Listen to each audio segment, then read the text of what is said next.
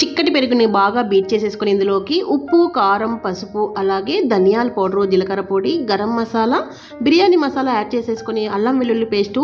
అలాగే పుదీనా, కొత్తిమీర యాడ్ చేసి బాగా కలిపి మనం శుభ్రం చేసుకున్నటువంటి మటన్ కూడా వేసేసి బాగా కలిపి 1 అవర్ మ్యారినేట్ చేసి పక్కన పెట్టేసుకొని తర్వాత ప్రెషర్ కుక్కర్లో 2 టేబుల్ స్పూన్ ఆయిల్ యాడ్ చేసి హోల్ గరం మసాలా యాడ్ చేసేసుకొని మనం మ్యారినేట్ చేసుకున్నటువంటి మటన్ కూడా యాడ్ చేసి కొద్దిసేపు ఫ్రై అయిన తర్వాత ప్రెషర్ కుక్కర్ మూత పెట్టేసుకొని ఒక 5-6 విజిల్ వచ్చేంత వరకు ఉడికించి పక్కన పెట్టేసుకోవాలి. ఇంకో స్టవ్ మీద గిన్నెలో వాటర్ వేసి హోల్ గరం మసాలా, సాల్ట్, పుదీనా, కొత్తిమీర యాడ్ చేసి వాటర్ బాయిల్ అయిన తర్వాత నానబెట్టుకున్నటువంటి బియ్యాన్ని యాడ్ చేసి 2 నిమ్మ చెక్కలు కూడా యాడ్ చేసేసుకొని